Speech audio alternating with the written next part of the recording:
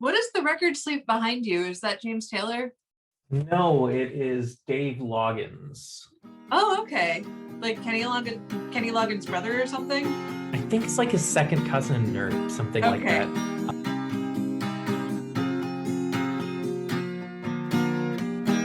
that. I steal downstairs at nights when my roommates are asleep. I read his emails by the glow of the cold machine. If I was a little bolder, I'd show him my postponed folder. Something's wrong. I haven't kissed him. Something's wrong. I haven't held his hand. Something's wrong. What am I missing? Why do I care about this man? So that was a song called Something's Wrong, and it's by today's guest. Her name is Chelsea Spear, but her name and her musical identity are not quite the same. She goes by Travels with Brindle. This is going to be an interesting interview in a number of ways. So Chelsea is someone who I met with an online open mic called Just Another Open Mic. So she's not someone I know from back in my days in the Montreal open mic scene. And I guess she's my first guest who does not live in Montreal. She lives in Boston. So we really get to talk about a lot of things in this interview. We get to talk about her ukulele, who she kind of personifies. We're going to talk about all her artistic inspiration from Boston and some really good stories. And we're going to talk about how her worlds as a former English major, someone who really cares about literature, comes together with her songwriting stories. She's going to make some great recommendations. It's a fun conversation. I hope you enjoy it. All right, so I'm joined today by Chelsea Spear. Though if one looks at your two albums, they won't see that name. They'll see Travels with Brindle. That's obviously a kind of funny way to introduce someone. So can you tell us what that means, what the idea is behind it? Yeah, so I was an English major, and I got the band name from a book by John Steinbeck, or band name called from John Steinbeck. He wrote a book about going on a road trip with his dog Charlie that was called Travels with Charlie. Oh. And my ukulele's name is Brindle because the wood grain looks like it has a brindled coat. And I went with kind of a band name because I'm always working with other people, and I feel like if it's going out under my name, I want to make sure that I acknowledge that there are a bunch of people there are always a bunch of people I'm working with, and because I'm a busker, or I was a busker before the pandemic.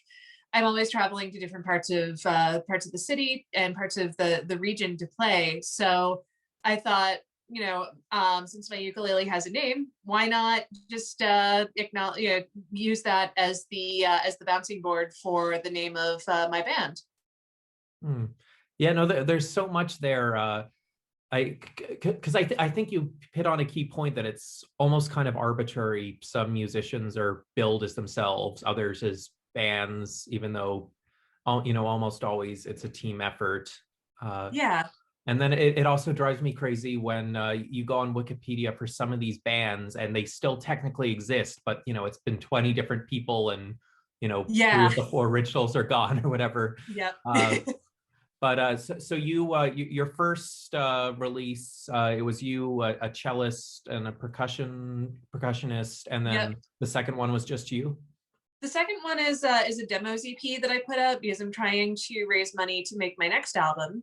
And I'm down to, I think, my last 2 sessions with the person who has been my pre-production. I call her my development editor. You'll see her name when the record comes out. And so that one was all of the voice demos that I did when I was sending them to my developmental editor so that she could hear where I was going with the different songs and how I was editing them. So that's what the second album is, or second EP. And probably after the album comes out, I might take that down, just so people can hear these songs for the first time. Right. And that first group of musicians, it's a slightly unusual collection. Is that just the music playing friends you happen to have? Why a cello? Why a cello? Because I found that the bass guitar tends to drown out the uke. And there are there are a couple of bands that have like the traditional band format, but instead of a guitarist, they have a ukulele player. And I feel like I'm always straining to hear the uke whenever I see bands like that. And I thought that the cello had a pretty complementary sound to the uke. And I was also I met Marshunda, who was the cellist on the first album and who I hope will be on the next one. I met her because I did a Halloween show a couple of years ago as Courtney Barnett. And I was looking for someone who could fill out that low end. And I posted a cellist wanted ad in a couple of different places. And I got this really great email from Marshunda. And she was just really enthusiastic. And like her personality was just jumping off the page. And she was someone who has also forgotten more about music theory than most of us will ever learn. And so it was really, it was a real education to work with her. And it continues to be a real education to work with her. Right. So even doing folk recordings, she's able to bring up theory a lot. There's, I guess, a lot more nuance to the music making than one might. Yeah. I mean, she knows a lot about music theory, and I'll do something and she'll tell me what the technical music theory name for it is, which is really cool. But she's also someone, and I think Hillary, who plays the percussion on my first EP, is the same way, where Marshunda can like hear anything and pull music out of it, and it's great. When we were doing Small Change in the studio, she was saying that she'd been really closely listening to the T, and she'd been thinking about like the sounds that trains make when they pull into the station, and she was trying to do that with her cello. But it's really cool to say, oh, I'm going to do this, and she'll say, oh, that's like here's the technical term for that. And it's been a real education for me, and I've learned a lot about how music theory can go into storytelling and how traditional music training can go into storytelling through working with people like her and through Hillary. Right. And in fairness to you, it sounds like you're very invested in your own instrument. I have a ukulele, but I just think of it as the guitar that's easier to carry, and some people probably think of it as the guitar that hurts their fingers less. Yeah. I don't know how to ask this, but I don't know what are some other considerations you make about getting the most sound out of your ukulele? Are there any technical influences there? Any artistic ideas? Anything? Yeah, wow, that's a big question. I think, I mean, it's really impressive to me when I listen to artists like Jake Shimabukuro, who did the Well, My Guitar Gently Weeps cover that kind of kicked off the ukulele phenomenon, or James Hill, or Taimane Gardner, who I saw a couple of years ago, because that's something that I could never do what those people are doing. And, just because they're so technically proficient and so good. I think that a lot of it is just knowing that it's a smaller instrument. It's not as loud as a guitar. And just trying to find ways to coax melody out of it. For the next record, I actually finished a song, and this was the song that I played when you and I first met, the Linden Street. And I played kind of an abridged version of it because, I'm working with a really cool ukulele teacher right now named Michelle Younger. And she's been really pushing me to improve, which is very important. And after I wrote that, I sent her an email and I said, I just wrote the song and I have an idea for a riff and for a little solo part. And we've been digging into ways that we can take the riff and the solo part and make it sound a little fuller. So it's definitely like trying to find ways to round out the sound, because the ukulele is a very high instrument, but also trying to find ways to say, all right, so this is a really high instrument and it's not as loud as some other instruments. How can we use that to our advantage? And it's a technical challenge, but it's one that I hope that I'm up to. Right. So now moving more to the lyrical side, at this online open mic where we met, you mentioned that you wanted to write songs based on the book The Idiot by Elif Batuman. I Yes. had the sense that on the EP that's already out, there's already some stuff because you have some Hungarian lyrics for those of you who get the Yeah. reference. For those who don't know us, tell us a bit about this book. Why did it drive you to write songs? Oh boy. So this book has been really important to me. I avoided reading it for a while because, I do a lot of freelance and temp work, and I'm not always able to afford to buy new books. And there was a long waiting list at the library, so I completely forgot about it. And then a documentary came out a couple of years ago called Shirkers, where I saw it, and I saw a lot of myself and a lot of struggles that I've had in Shirkers and in the experiences that Sandi had as a young filmmaker. And the power struggle, I think, when you're a young woman and you have a lot of ideas and you work with older men who don't always have your best interests at heart. And I loved that movie. And a couple of months late after Shirkers came out, Sandi announced that she was doing a film version of The Idiot and that she just gotten the rights. There were producers involved. And I said, okay, well, I guess I need to read this book now. And I read it, and I had read it twice. And the first time I read it, I hadn't realized that it was set in Boston, and that Elif Batuman and I are about the same age. And it was really cool to read about Cambridge from the perspective of someone who is going to Harvard. Because it was like, okay, so that's actually happens when you go to Harvard. And it was, like that there were a lot of different landmarks that you mentioned in the book that I knew about because I lived in that area, and I was always in Harvard Square when I was a kid. And then I ended up reading it a second time because one of my friends said, oh, I've always wanted to, I've wanted to read that. Let's read it together. And the second time I read it, I think the relationship between Selin Karada, the protagonist, and Ivan, the guy that she has a crush on, hit me really hard because there's a big power differential between the two characters, and he does not always, I don't want to say he takes advantage of her, but he does not always behave honorably, and that, I think that all young women who are really smart and really ambitious have someone like that in their lives.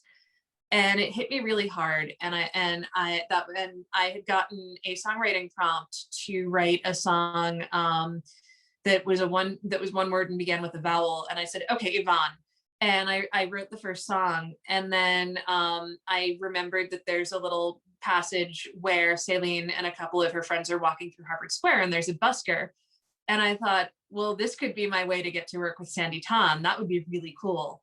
So I decided, let me make a whole album that's inspired by The Idiot, and send it to Sandi, and maybe I can be maybe I can have a little cameo in her movie.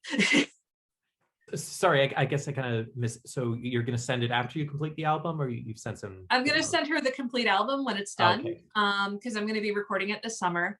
And I talked to her a little bit on social media. I follow her on Instagram, and sometimes I'll comment on her posts and she'll respond. So I'm hoping that she would, so she knows who I am. Right. And I'm hoping that that I can send this to her and she can say, oh yeah, well, of course we need a busker in this scene. You can stand in the background and play your music. And I'm hoping that will happen. But even if it doesn't, I've written an album, and so there's something to be said for that. Right. For people who don't know the book, even though it's set at Harvard, if you went to a less elitist college, I think it can still be quite relatable because Yeah, it just brings definitely. back that utopia of being a new adult and having all these friends with all these ambitions. The first part of the book brought me right back. I don't know what you thought about the second part where she's spending her summer in Hungary and Turkey, whether there's that part, it lost me a bit. Yeah. I thought that I was glad that she was able to make it back to her family after what she went through.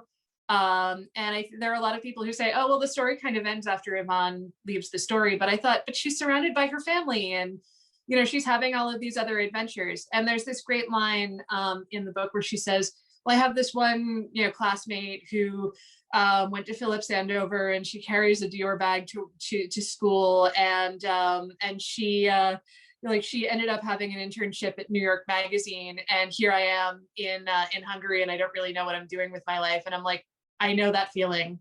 And it was really, and so it was just, I think that just her being among her family and trying to figure out what was going on with her life gave it a little bit of redemption for me as well. Hmm. So I'm a big fan of album art. So your two EPs, you have two very cool looks. Thank Uh, you. the more recent one, I have to look up the title again. It's something with galleys, but it has a turkey on the cover. What's going on there? Yeah, so I have the cover for my album, and I'm not ready to say what the title is yet. It's coming soon. But I have the cover art that I had created for the album has, it looks like a penguin novel from the 1930s, and for like the, like the color blocked, with the title in the middle in Futura. And then I said, well, I need to have something instead of a penguin on this. And Harvard Square, if you've ever been to Harvard Square, there are just tons of turkeys. Nobody knows where they come from. Like actual And live wild turkeys. there are so many wild turkeys. And for a while, there was a Twitter account devoted to the Harvard turkey. And I just found a photo and I figured, well, I should have a turkey on the cover of the EP, just to tie into what the cover art for the album will eventually be. And I found this great photo of one of the Harvard turkeys, one of the many Harvard turkeys. And one of my friends ended up doing a drawing based on it with the title on it. And I feel a little weird that the turkeys are so prominent in the cover art, because Elif Batuman is Turkish and part of the book is set in Turkey. I'm hoping that she or the people who listen to this will also say, oh, this is set in Cambridge. There's a huge wild turkey population in Cambridge. That must be it. Yes, well, yeah, I didn't even make that connection, so hopefully Okay. she'll be all right with it as well. And the other one, greetings from Rocky Point, I believe. Yes. So which Yep. I assume that's quoting Bruce Springsteen. Yeah, kind of. I mean, I knew that album had a very like summery vibe to, or EP. That EP has a very summery vibe to it, and I said, well, I want to have like a something that would look good on a postcard. And I thought, well, greetings from something something, and I thought I can't go with greetings from X and such park because Bruce got there first, and he's the boss. I'm gonna let him have Asbury Park. But I was going through a list of defunct amusement parks in New England and trying to find the ones that didn't have the word park in the title. And yeah, there was one that was actually not very far from where I lived called Pleasure Island. And I thought greetings from Pleasure Island would be fun, but it would also set up some expectations in the music that the music doesn't quite fulfill. And I was just going down the list and I saw Rocky Point and I said, all right, there it is. Greetings from Rocky Point. It sounds good. It rolls off the tongue really nicely. And Rocky Point was a really interesting amusement park in Rhode Island, and that would be a fun way to pay tribute to this amusement park. Right. And in the description for that, you talk about it being about spending time in New England.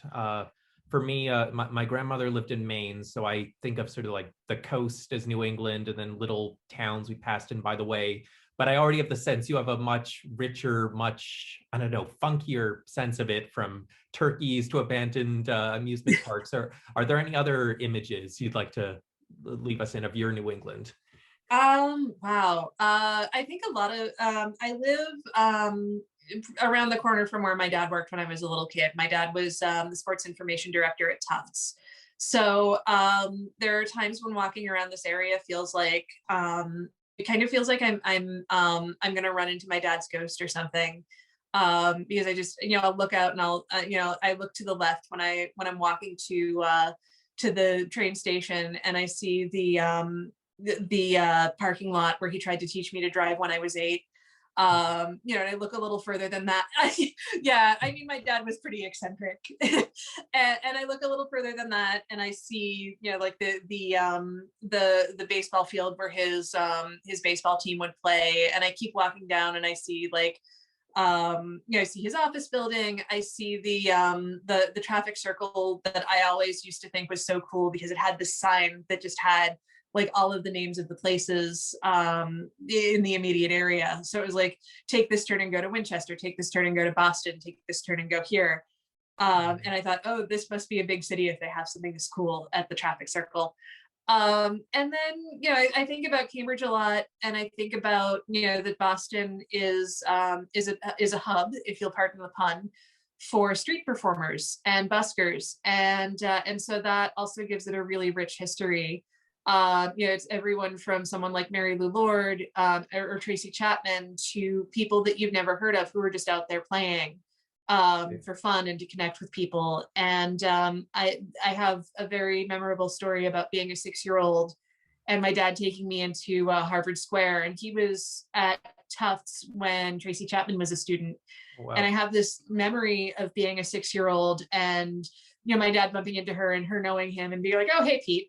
And she sang me Puff the Magic Dragon. And so it's just, there was this moment when I was just out one day and I looked up and I saw like, and I was like, oh, that's the street corner where Tracy Chapman sang me Puff the Magic Dragon. Okay, so did she become famous while she was still in school?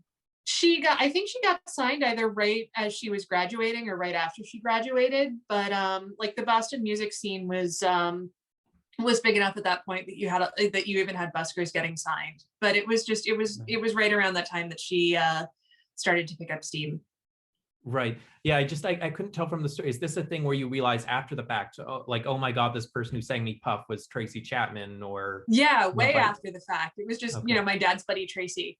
Right. And so it's just funny to walk past the street corner and be like, oh, right, that's where Tracy Chapman used to play. Or, you know, that's like this train station is where we always used to see Mary Lou Lord. Or, you know, so it's just the fact that we have such a vital culture in New England and in Massachusetts where you can even look at street corners and say, hey, this really cool person used to play here.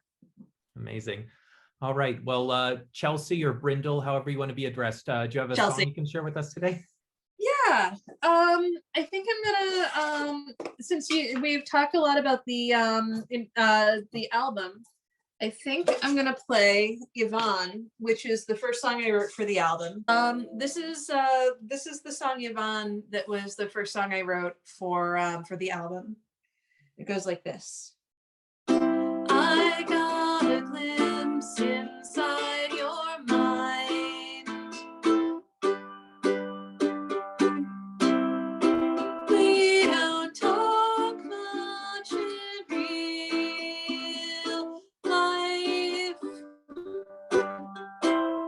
It's implicit by design